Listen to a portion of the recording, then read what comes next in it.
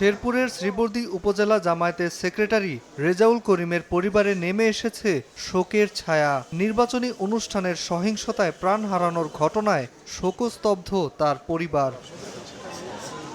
বৃহস্পতিবার সকালে ময়মনসিংহ মেডিকেলে রেজাউল করিমের ময়নাতদন্ত শেষে পরিবারের কাছে মরদেহ হস্তান্তর করা হয়। বিকেল 5:30টার দিকে শ্রীবর্দী সরকারি কলেজ মাঠে তার জানাজা অনুষ্ঠিত হয়। সুষ্ঠু সুন্দরভাবে এই প্রোগ্রামটা কর্মসূচিটা পালন করার কথা ছিল, সেক্ষেত্রে প্রশাসন সম্পূর্ণভাবে ব্যর্থ হয়েছে বলে আমি মনে করছি।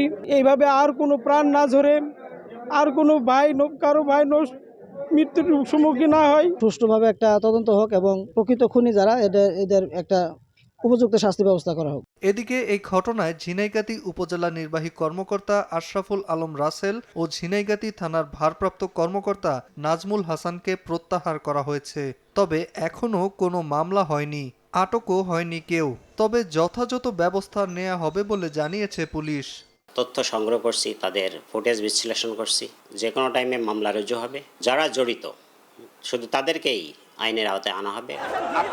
বুধবার বিকেলে শেরপুরের ঝিনাইগাতীর মিনি স্টেডিয়ামে শেরপুর ৩ আসনের নির্বাচনী ইশতেহার ঘোষণার অনুষ্ঠানে সামনের সারির চেয়ারে বসাকে কেন্দ্র করে বিএনপি ও জামায়াতের নেতাকর্মীদের মধ্যে সংঘর্ষ হয়। এতে গুরুতর আহত হয়ে চিকিৎসাধীন অবস্থায় মারা যান শ্রীবর্দী উপজেলা জামায়াতের সেক্রেটারি মাওলানা রেজাউল করিম।